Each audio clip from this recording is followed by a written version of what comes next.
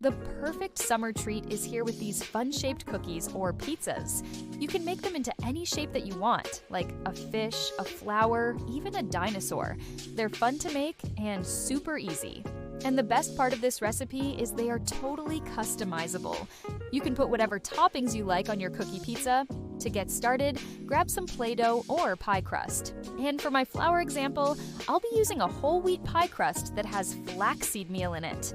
That way it's a little bit healthier, but if you do have a sweet tooth, then the original pie crust works really well too. Roll out your dough or pie crust until it's flat. Then you're going to need a knife and a ruler.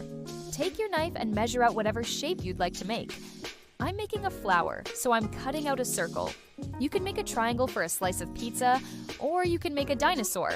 If you have a cookie cutter, that works really well too. Once you have your shape cut out, take the extra dough and roll it back up. Keep doing this until all of your shapes are cut out. We made 2 pizzas. You'll need to roll your dough out again because we're going to be rolling it up on some wax paper. So get your wax paper or parchment paper and wax or parchment on both sides. Put your dough on top of it and roll it out. I rolled mine out to be about 1/8 of an inch thick. You'll need a rolling pin and a pizza stone or cookie sheet. Mine happens to be an Emile Henry pizza stone. I love this thing. It transfers from oven to countertop really well. And lastly, you'll need a fork. Now, depending on your dough, you may want to roll it out thicker or thinner. And you can always re-roll your dough if you accidentally poke a hole in it. Like I did here, see? Little air pocket, not good. I had to roll it back up and start again. See, I told you it was super easy. Okay, so now that we have our dough rolled out and cut, let's talk about toppings. For my first topping, I have some tomato sauce. Now I like to use tomato sauce instead of pizza sauce just because I find it less gloopy and it tastes better to me. Now you don't need sauce. This is totally optional, but I like adding it. Take your sauce and spread it over your dough, making sure to leave a little space from the edge. We're gonna need that to stick together when we roll it up. For this pizza, I'm gonna be adding some cheese, but feel free to add anything you want. Some pepperoni, veggies, pineapple, hot peppers, anything goes. I'm gonna be using a Monterey Jack cheese. It melts really well. Shred your cheese and sprinkle it over the top of your sauce. I didn't need very much cheese for this small pizza.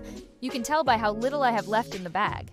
Now, if you're making a cookie pizza, you can go ahead and skip the cheese and the sauce and just move on to the next step. You'll also need an egg. Beat your egg in a little bowl. This will be used to glue the edges of your pizza together. Go around the edge of your pizza and moisten it with the egg. By the way, you can reuse that air pocket dough. Just roll it back up and add it to the edge of your pizza. Stick it on there with the egg.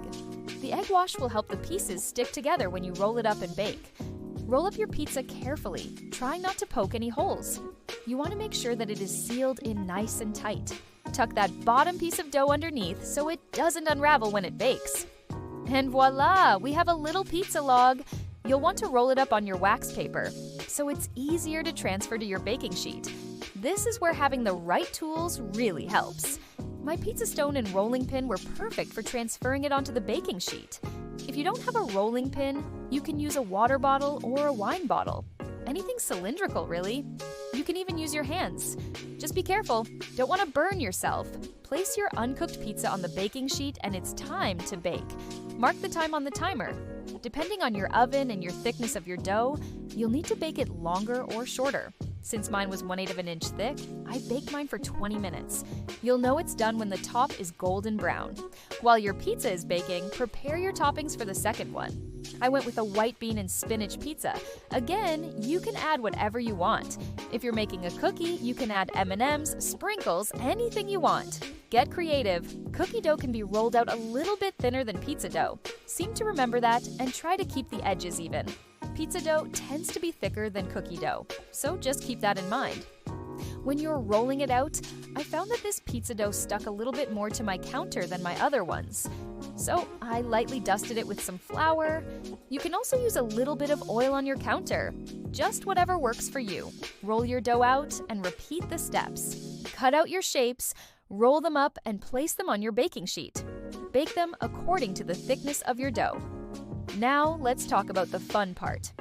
Let's decorate. I'm going to be decorating mine with a glaze made from powdered sugar and milk. I added just enough milk to the powdered sugar to make a thick glaze. You don't want it too runny. Dip your entire pizza in the glaze. Let them drip and then place them on the wire rack. I put some sprinkles on mine just because I felt like it. And for the white bean pizza, I'm gonna be making a pesto drizzle. You can make your own pesto or buy a store-bought version. That's what I did.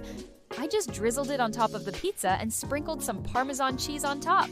Now, I am no baker or decorator, so please don't judge my decorating skills. I just wanted to show you how you could decorate yours. Here are some ideas to inspire you. This is a great activity to do with kids. They can decorate their own pizzas however they want. You could even do a pizza party with friends and family. Everyone can make their own unique pizza. All right, let's get down to business. These pizzas are delicious. I think I might have liked the white bean pizza a little bit better just because of the pesto. But honestly, they were both amazing. I was surprised how soft and chewy the inside got even though the outside was crispy. Normally when I make homemade pizzas, the inside tends to get a little hard. Not this time. Maybe it was because of the flaxseed meal in the crust. Either way, I was impressed. This would be great for a summer barbecue or a dessert after a meal. You can bring it to a friend's house. They'll be impressed. You can even make this for breakfast. Add some fruit, powdered sugar, and a cream cheese glaze, and you're set. Okay, all right, I've talked too much. As always, the recipe is in the description below. Give this video a thumbs up. Let me know in the comments what you think. Did you make this recipe? How did it turn out? I love reading all of your comments. Thank you so much for watching. I'll see you in the next one. Bye.